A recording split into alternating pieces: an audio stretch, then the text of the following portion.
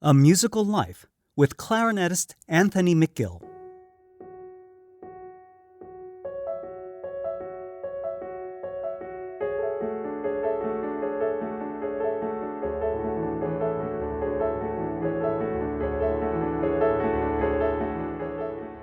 Anthony McGill is one of the greatest clarinetists in the classical music field today. He's been the Associate Principal Clarinet of the Cincinnati Symphony Orchestra, the Principal Clarinet of the Metropolitan Orchestra, and currently serves as Principal Clarinet of the New York Philharmonic.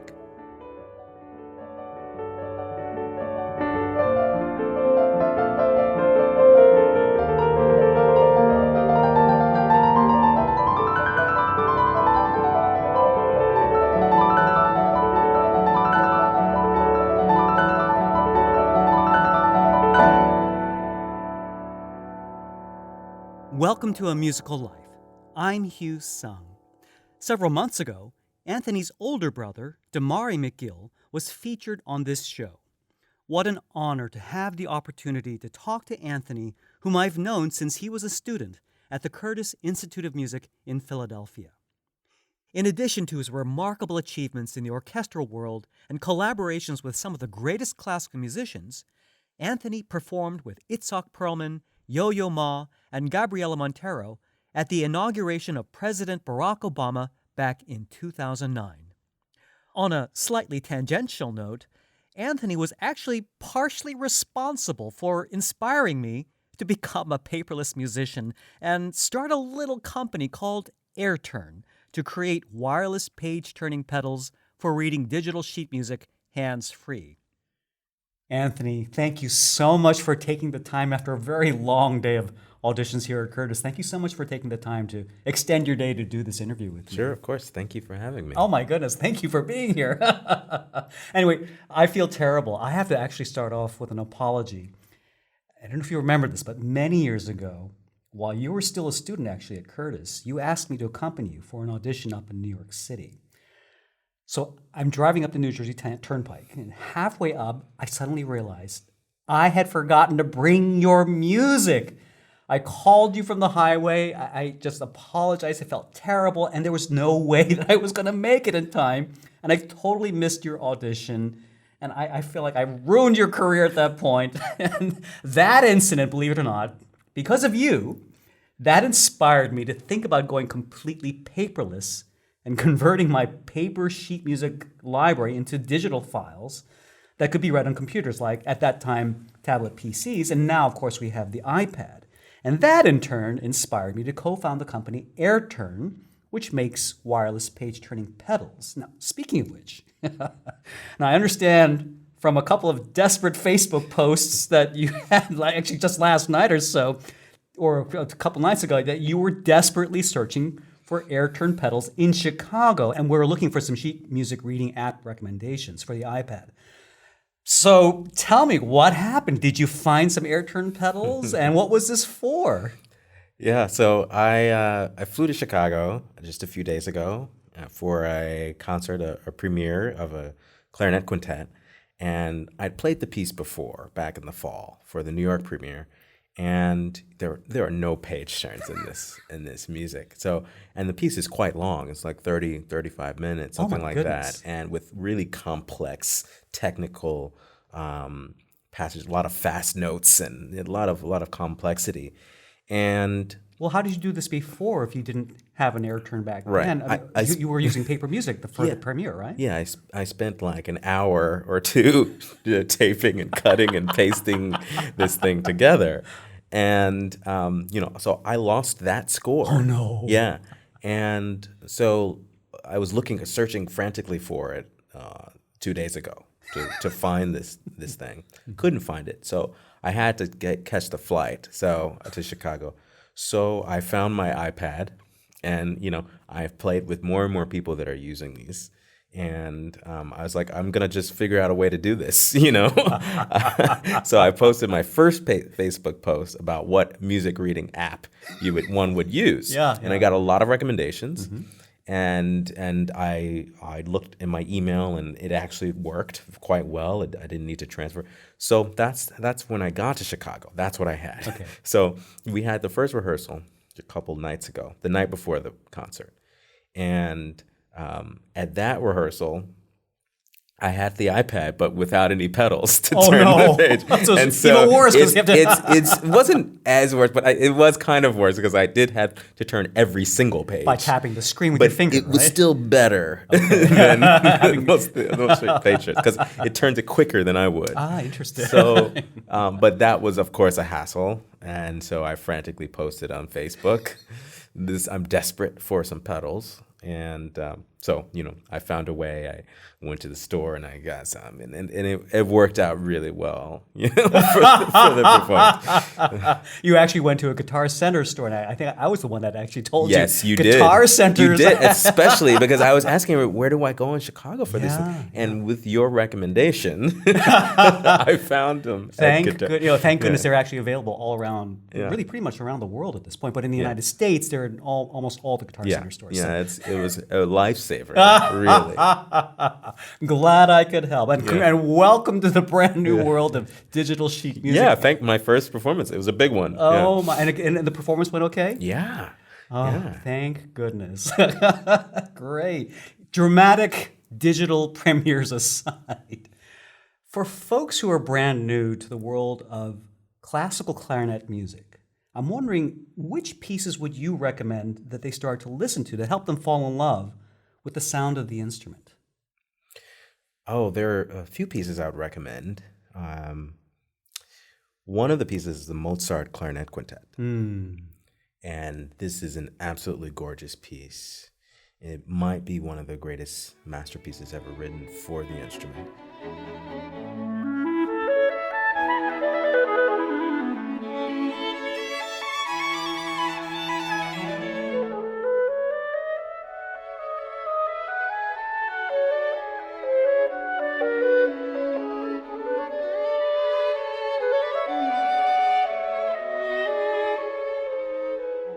I can go down a quick list if you would like. Please do, yes. The Mozart Clarinet Concerto is another lovely one.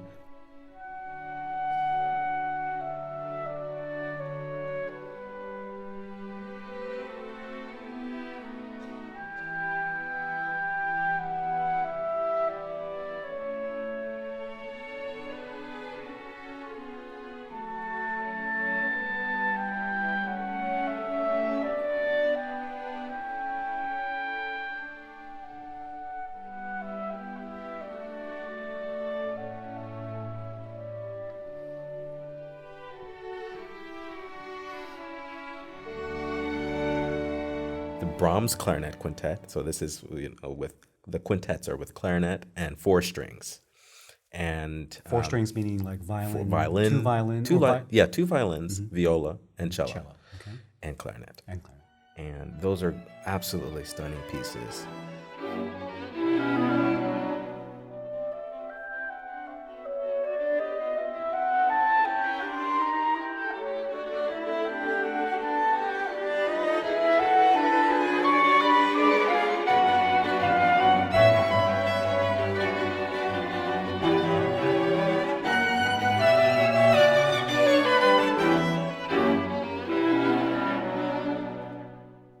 Another piece that I would recommend is a clarinet sonata that actually you and I must have played, I'm sure, because I play it everywhere, is the Poulenc Sonata, Poulenc yes. Clarinet Sonata.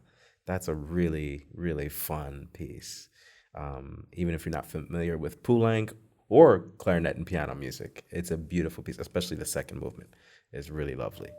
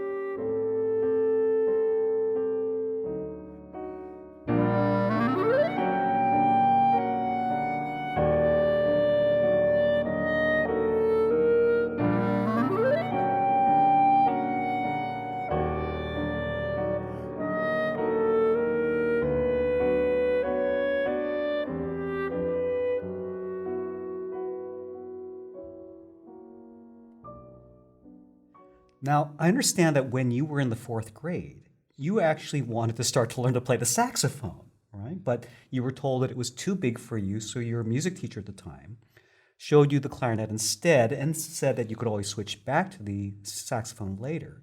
I'm wondering, was it love at first sight or were you disappointed? Oh, what's funny is that I don't think I was terribly disappointed. No, Okay. no, I saw these instruments on the table, and I just wanted to play one because my brother had been playing for quite a few years now at this point, and so I think I was maybe slightly disappointed. But he showed me the clarinet. It's like, oh yeah, it's basically the same thing. It's like it doesn't look as bright as the saxophone, not as cool as the saxophone. But I remember, getting when we rented the instrument, maybe a couple days later from the store near our house. I remember like wanting to play it right away. And my dad had this van. I think I was playing it as soon as I got it. I mean, were you able to make a sound? 'Cause Yeah, it's not as easy. Yeah, because my brother actually knew how to set everything up because he played the flute for maybe 4 years before I ever started playing. So I knew the concept of a wind instrument. So I had him to kind of put it together, and I put the reed on, and I think I was able to make a sound out of it. Actually, Because that's the differentiating factor. I mean, with a flute, you basically just blow over the top like a Coke bottle. But with a clarinet, there's a reed that's attached that you have to blow through to make that vibrate. That's a lot more difficult, especially in the beginning. right, it can be. And I think I picked. I mean, I don't think it sounded pretty, but I think I picked it up right away. Wow. Yeah. So you were the instrument was made for you. You were made for the instrument. It was maybe. Yeah, my brother and parents probably have a different idea. They probably had to bear with my squeaks and squawks for quite a while, but I liked it. Did you like it right from the beginning? Yeah, Oh, yeah. wow. I did. So did you ever go back to trying the saxophone later on, or? I never did. I mean, I think I probably played on someone's saxophone in high school, maybe just to try it. But no, I never thought about really switching. I think I did go to my mom at some point and ask her if I could switch to the flute because my brother played the flute. I don't know why I did that specifically, or if that was before or after. I think it was after I already started playing the clarinet, and she said no, which is really good because, as you know, my brother is amazing, and that would have been tough for me to follow in those footsteps. You're pretty amazing. That would have been tough. So I'm glad. What was it about Did you actually try playing the flute a little bit? I think I had tried to play the flute, yeah, and I think just hearing my brother play the flute for so long, so many years, I probably deep down wanted to do the same thing. Interesting. But I'm really glad that my mom said no, and I stuck with the clarinet. Yeah, it was Yeah. very wise of your parents Yeah. to give you both distinct musical artistic identities, Yeah. different from each other. Interesting. Now, speaking of your brother Demarre, now he's your older brother. He's currently the principal flutist at the Dallas Symphony Orchestra, and you, of course, are the principal clarinetist for the New York Philharmonic. One of the most remarkable things, and I'm hearing this kind of in your voice as you talk about Demarre, the fact that you wanted to emulate him, I was so impressed, even when I knew you both back as students at Curtis. I've noticed you both have this incredibly close, supportive relationship together. In some siblings, there's rivalry. You hear all these stories of, brother and brother and brother and sister just, hating each other or competing against each other, particularly if they're both in relatively the same field. I wonder if you don't mind spending a few moments just telling about this amazing relationship you have with Demarre and what your parents did to foster such a healthy, supportive atmosphere as you two were growing up. And you already alluded to the fact that your mother made sure you both were distinct and different. Mm-hmm. Yeah, it was really interesting. I think that my brother, first of all, was the one who really helped this relationship because, it is hard. It can be hard for the siblings if they're competing, if there's that sort of competition between them. But with my brother, there was never that because he was always very clear that he was very proud of me, actually, and he supported me. He was always very clear to me about that. What he did do, which I thank him for, and if I haven't, I will again.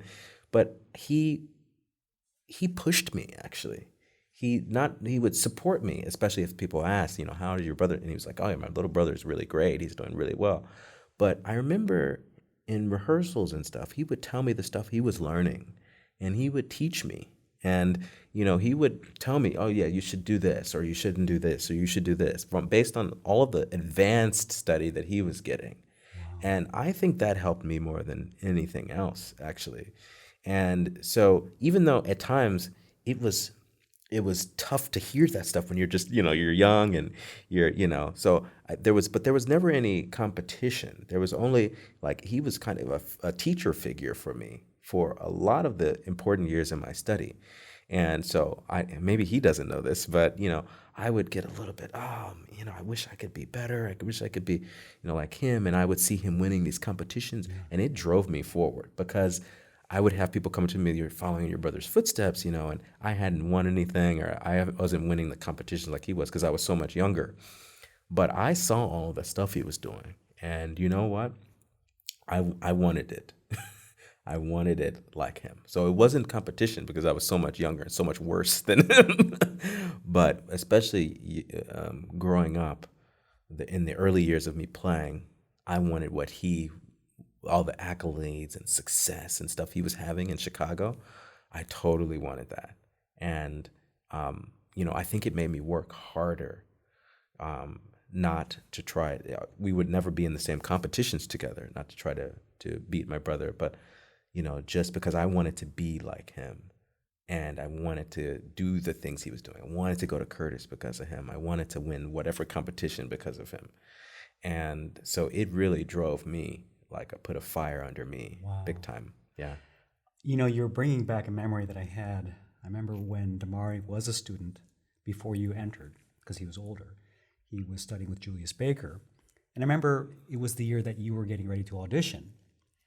And before your audition, he kept going around the whole school saying, "Oh, wait till you hear my brother," because we were all in awe of Demarre. Yeah. But he was going around saying, "Wait till you hear Anthony. Wait till you hear my little brother. He is amazing." He was telling everyone. Oh my goodness! You didn't know that? No, I didn't. He was so proud. He was so excited for you Right. to audition. He was so proud of you too. Yeah. I mean, he always encouraged me. Wow. And he always said, do this. If you do this, you're going to be really good. And if you do this, you're going to be really good. And keep doing this because this is a really good part of your playing. So that thing in your playing, do that more because that's really good. And I wouldn't have known some of these interesting, very specific things about the Curtis atmosphere at the school he was at already. All of these little tiny things that most of them I probably can't even remember were so important for me. Wow, it's just incredible. Now, speaking of accolades and chasing after the accolades that your older brother had won, and then eventually, of course, you've been winning some incredible accolades yourself. Now, it's very interesting. The timing of this interview is very fortuitous. Just a few nights ago, apparently, you received the John Jay Award for Justice. I saw this again on Facebook. It's amazing what Facebook reveals. And can you tell me, what is the John Jay Award for Justice and what does it represent? Well, it's actually a really amazing award. And I think it might have just started 5 or 6 years ago, if I'm not mistaken. I'm not sure exactly. But John Jay College of Criminal Justice is a college in the city of New York. And it specializes in basically any kind of field regarding, crime prevention, justice work, social justice work, this sort of thing, reaching out to the prison community, talking about injustices in the system in America, righting these kind of wrongs, and all kinds of things you can major in at the school. And so it's a kind of pillar. And to emphasize that, they started this award. And, my first interaction, I'll tell you how honored I am to have received it, because the first ceremony I ever went to, Elie Wiesel was honored. Oh, my. And so I got to see him speak for 10, 15, 20 minutes. Wow. And so when they told me I was going to be receiving it this year, I was like, wait a second, wait a second, you know. But it was actually very interesting because I was the only musician this year to receive the award, and so I had to start thinking, and I think this was their point, was that they wanted to get people thinking about how people in different fields can be using their craft to inspire others and to improve our world in their way, in their special way.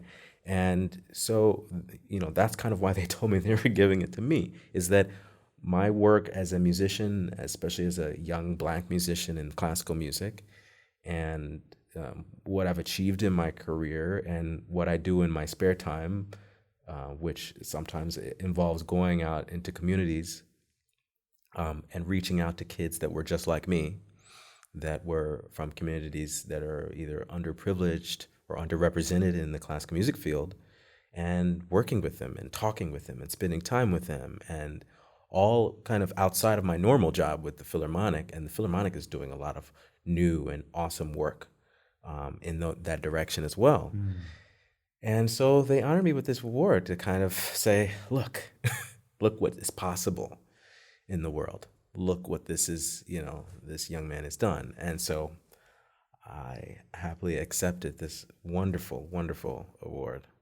The other honorees this year were Gloria Steinem, oh my goodness, and Brian Stevenson, oh my goodness, who is like the foremost civil rights lawyer in the country right now. See, I mean, for me, that would make sense. And it's interesting because you actually wanted to be a lawyer when you were young. You were academically, you were a high academic achiever, and I understand you actually wanted to become a lawyer, and instead you became a musician. So I can understand this award going to lawyers standing up, for justice. Yeah. But a musician, yeah, that's really thinking outside the box. It's remarkable. Really out of the box. Wow. And at a moment, I thought, wait a second. Maybe I'll just hand this award over to someone else. There's so many people that are fighting the fight and doing such great positive work in the community. But then I thought about it again, and also the guy who did these beautiful documentaries along with these awards, he was sitting with me and he said, Anthony, see, you are the future. If you use this award as an inspiration to keep doing this sort of work, to inspire others to do it, because I am kind of recognized in my field, to basically attract attention to all the other people doing really serious grassroots work on the ground in all of these communities that aren't being recognized, and to bring attention to them and to basically continue doing that. He's like, you have a goal now.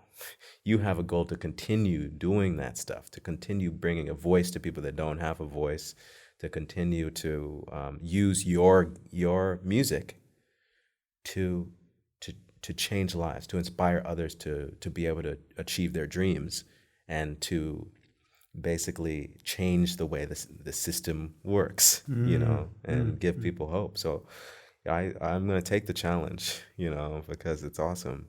It's interesting. I think we're anticipating one of the last questions I have set up, but we'll get to that in a little bit. So hold that thought for now. Sure. But I'm going to keep harping on some of your incredible accomplishments in the light of this. Now, you actually had the privilege of playing for President Barack Obama's first inaugural ceremony. And I've been reading in several of your previous interviews that this was one of the highlights of your life. It'd be the highlight of my life, of anybody's life, to have the honor to participate in a presidential inauguration, especially someone as historic as that. In that ceremony, you performed with cellist Yo-Yo Ma, Itzhak Perlman, and pianist Gabriela Montero. And there's been a lot already said. You've already expressed how amazing that experience and life-changing that experience was. I actually wanted to touch on something a little more, maybe a little more kind of tangential. I'm not sure if most folks know this, but I understand that it was actually too cold to play at the outdoor ceremony with your actual instruments, and that you actually did something that a lot of pop musicians do all the time. You actually played along with a pre-recorded track. I think there was a tiny bit of controversy that was flying around the internet. You know, pop musicians do this all the time. Classical musicians, we never do this kind of stuff. So in a sense, you got some real star treatment for that. First, I want you to help us understand, why is it so dangerous for classical musicians to perform their very expensive instruments in cold weather? Yeah. Well, for the wind instrument, it's a very, very simple thing. And my instrument isn't as expensive as Itzhak's yo-yos. And even the piano that was out there, that's more complicated, actually. But for the clarinet, it's very simple, is that, if I play too much, my clarinet will crack. Oh. Okay. And the reeds will dry out, and the reeds won't vibrate because it's too cold. But having said that, I used my real instrument. And I blew real air into it, and it fortunately didn't crack. But that was dangerous in and of itself. Okay, with the other instruments, it's a lot more serious. Those instruments are worth millions and millions of dollars, and it's hard for them to function. And they didn't want to bring their good instruments out there for serious reasons, because it wasn't just like 35, 40 degrees. It was like 17 degrees or something ridiculous. Yeah. And we also needed to be out there for about an hour and a half, 2 hours before we played. So the piano had been out there for an entire day. Now, this one wasn't a digital piano. This was this is a real piano. Oh my goodness! So that's another problem. Yeah, that's a poor piano. So, but actually, what was interesting about this quote unquote controversy is that it wasn't so much of a controversy for us and for the organization that was organizing every inauguration, basically. And in charge of the music and where we rehearsed and recorded this is at the Marine Band facility. Wow. And so they always make sure to have a safe track to go, because it's an inauguration that happens every year at the same time, every 4 years at the same time. And this is just to make sure that we don't get out there and there's no sound. Yeah. that America's waiting for this performance and nothing comes out except some squeaks and some squawks. Yeah, or string snaps. Or string snapping and stuff like that. Because that would have been a lot worse. Sure. So you make that judgment call only like a day before, because you don't predict. No one predicted that the weather would be so bad and so cold. But what's great about it is, and John Williams wrote this amazing short piece based on the Simple Gifts theme and everything. What's amazing that everyone got to hear this beautiful music that I think for this inauguration in particular was very special.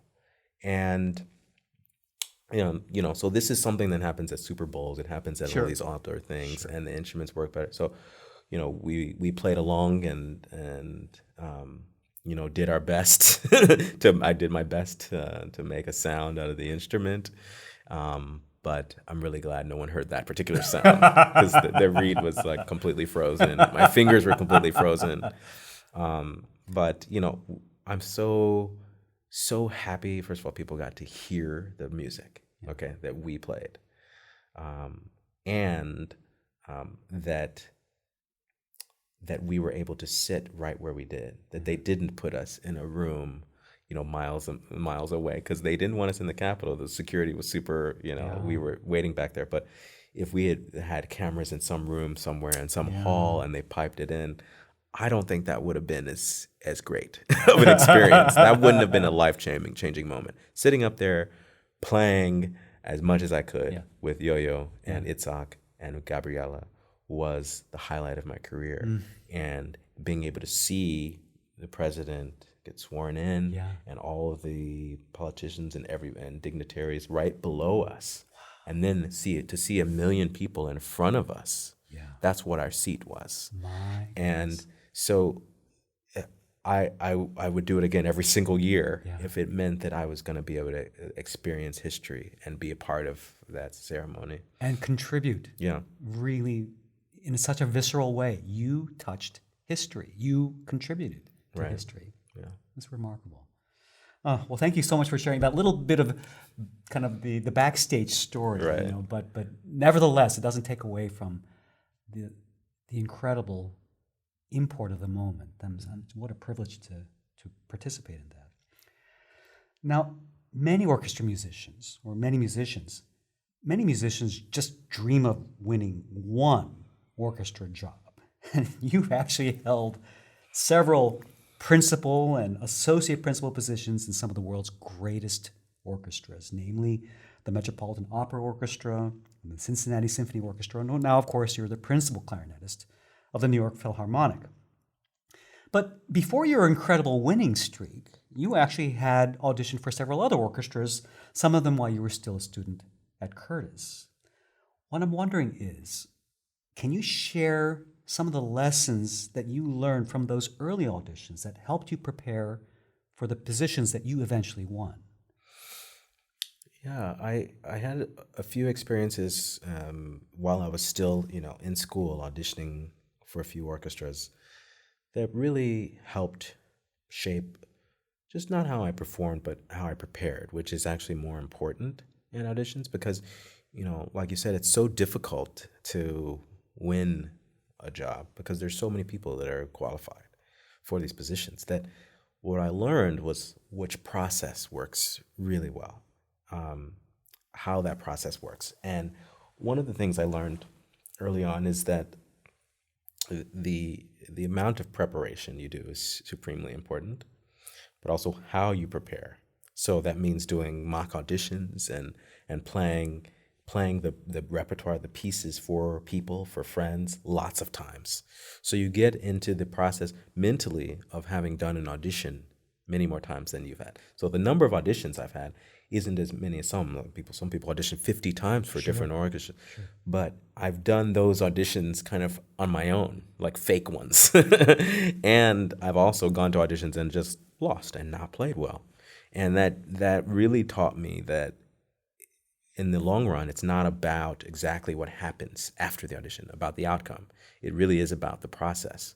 And setting the goal is one of the most important aspects of it. Also, being very strict about preparing mentally for these auditions. So that means not only doing mock auditions, but visualizing, doing creative visualization, imagining yourself out on stage, performing this stuff, imagining yourself doing well, or imagining yourself getting nervous, imagining yourself doing all of these things. And by doing that, you're constantly preparing. And it's, it's the power of positive thinking, kind of. And it's just really being able to do the work slowly and having enough time to prepare. Those are just a few suggestions. I mean, there's like a whole litany of things, different things that one can do to prepare. But those are a few. I understand.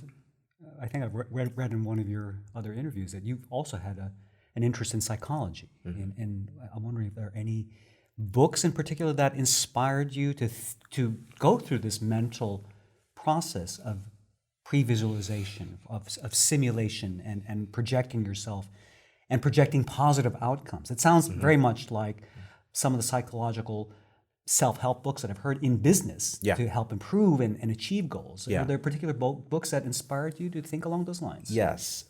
There are lots of books that I still read that come along that talk about similar things. Just a couple books that come to mind now, and not just in music. I actually love reading those books about business and everything else, sports, psychology books, you name it.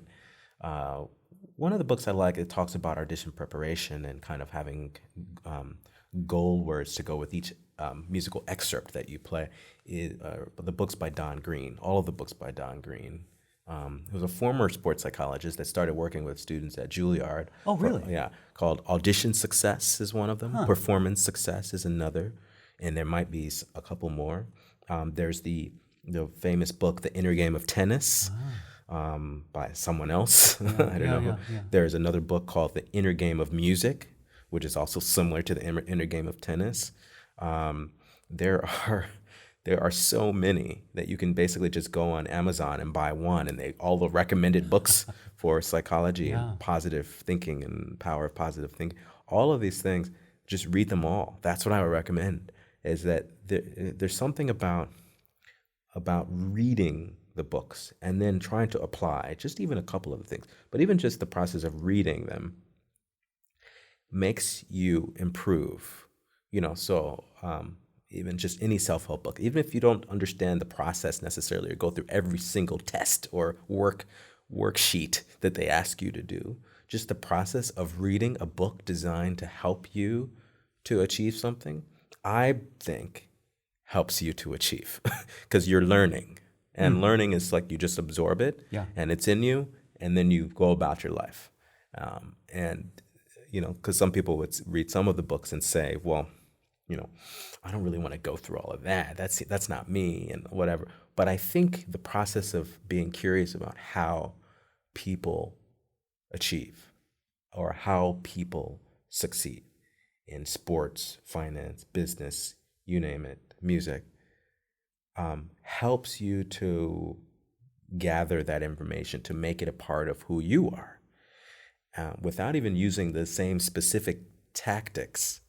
You can actually improve yourself, I think. And that's a powerful thing, particularly as musicians. It is a performance. It is so similar to sports in a way. And having that mental game can make especially in that 5-minute, 10-minute space of time when your entire life value is being measured, that's a lot of pressure. Yeah, no one goes into the Olympics and, first of all, doesn't set that goal like 4 years before them. Okay. And what we do as musicians is we find out about a job and we start practicing like maybe a month before or 8 weeks before. And that's if we're lucky. So 8 weeks, okay, that's wonderful. But if you start that process early on in your career and you're looking further out, you don't expect to win every single race necessarily. But if you start to prepare like you're training for the Olympics at some point, even mentally, I think you're gonna be at an advantage, and you're gonna actually, how should I say, have a better outcome. You don't have to win, but you're gonna have a better outcome because you've gone through this process, and you've gone through a winner's process. You've given yourself a shot. Correct me if I'm wrong. I'm hearing that even when you were a student, you had the long game already in mind. Some musicians kind of go job to job. As you say, sometimes they don't hear about these audition openings until just a few weeks or a month before. But it sounds like, mentally, you were aiming for the Olympics. You weren't just aiming for the job, but you were aiming for the top of the top. And the audition was just a process, whether you won or not. Is that correct? Yeah, I was accused. I shouldn't say any names. No, I've been told that I've been told that I was too ambitious at some point in my life. Why when I is was that younger. a bad thing? That's Yes, interesting, but okay. I won't name any names. No. I was told that, and that might be why. Is because I did have goals, and whether it was some competition or some recital or some audition, whatever. I always had goals, and so that is ambition, but it wasn't in the way. I actually always was very kind of open about the long game. I thought I would want to be a teacher or a performer or in an orchestra or a soloist or a chamber musician. So I wasn't very specific, then. But that long game, the long goals were there. Yeah, they were definitely there. And then in between were these shorter term goals. But thinking about what I wanted to do, thinking about how I wanted to get there. These were things that I thought about a long time ago. And, like I said, I didn't know how, I couldn't have predicted that I'd be where I am now, but I would have been happy anywhere because I understood how hard it was too. And so whenever like for instance, if I passed a prelim round in an audition, the first round in an audition, I was supremely happy. I thought I basically won because something happened, but that wasn't it's never guaranteed. So it's a powerful frame of mind. I want to jump to this really interesting blog that you actually wrote several years ago titled Why I Do What I Do. And I think we started touching on it just a little bit just now. But now in that particular article that you wrote for your own blog, you mentioned the impact of playing for second graders at the Pine Street Elementary School in Spartanburg, South Carolina. Now, you have, in some ways, achieved the top of any clarinetist's wildest dreams. I mean, a clarinetist, what clarinetist could dream of playing for a presidential, not just a presidential inauguration, but Barack Obama's? This was a history-changing moment. Who would dream of just getting into the Met, much less being the principal clarinetist of the Met, and then being the principal clarinetist of the New York Philharmonic? You know, and of course, all the amazing artists you've worked with. You're a soloist, chamber musician, going around the world, the records you've made. Why do you do what you do now, and what's next?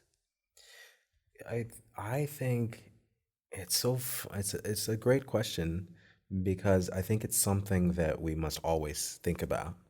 It's something that I'm asked often, and I have been for a very long time. Like, this is a common thing that we discuss, right? When we're having conversations with people, interviews especially. Sure.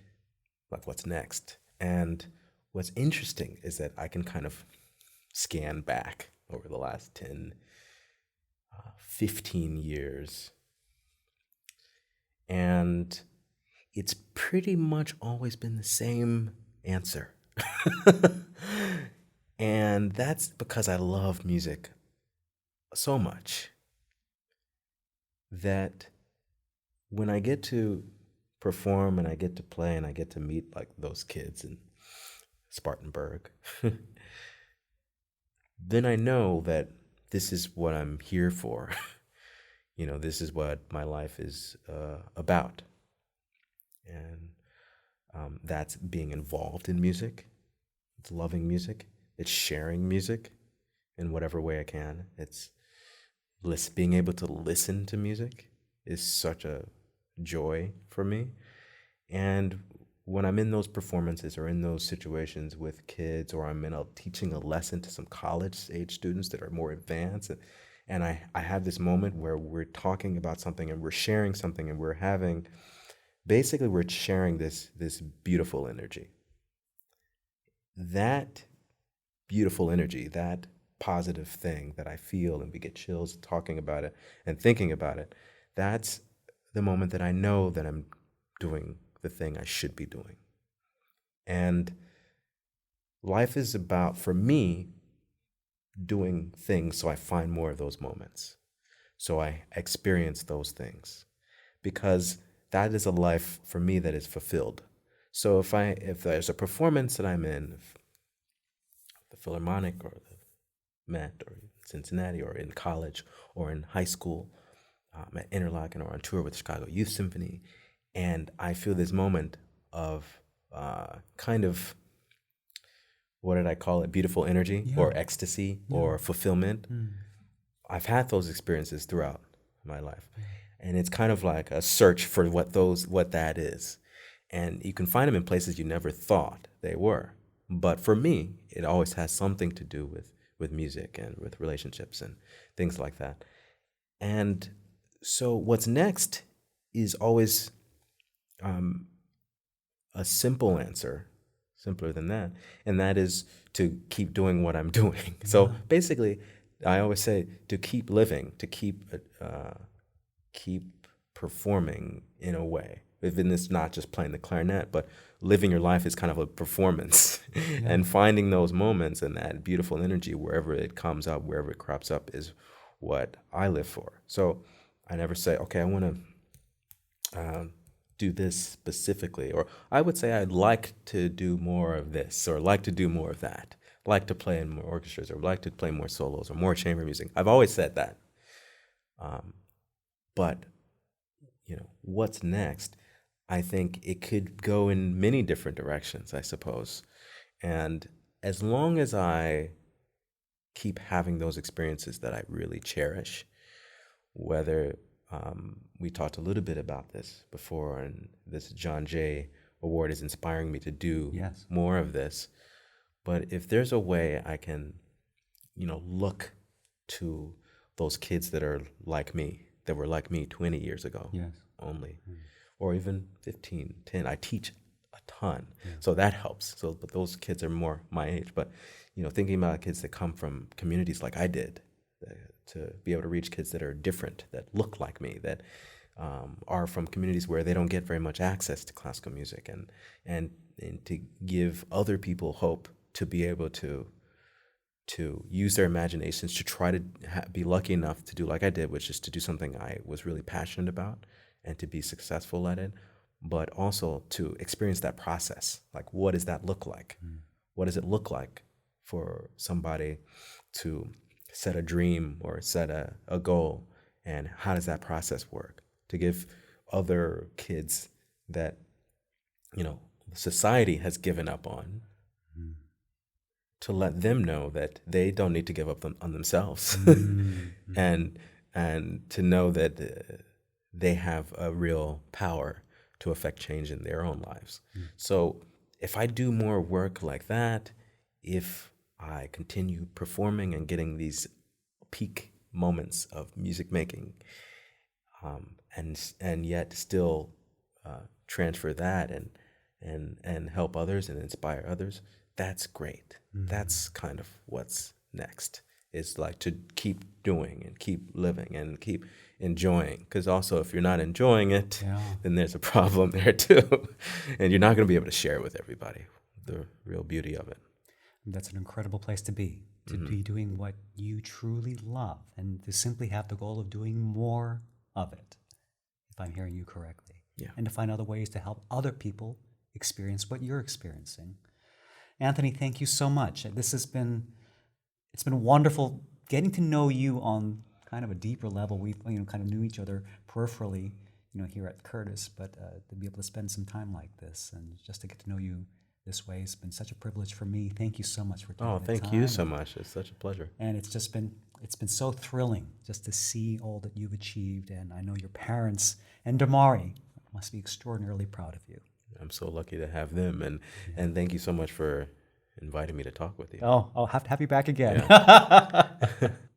For links to Anthony's website, musical excerpts, and other resources mentioned in this episode, visit the show notes at amusicallife.com. While you're there, be sure to sign up for our newsletter to get the latest updates on future episodes. You can also subscribe to A Musical Life through iTunes or with your favorite podcast playing app, and get new episodes automatically downloaded onto your smartphone, tablet, or computer. If you enjoy these stories about making music and the things that move our souls, please tell a friend about this show, and consider posting a short review on iTunes at amusicallife.com/review. Thank you so much for your support. Until next time, I'm Hugh Sung, and I wish you a musical life.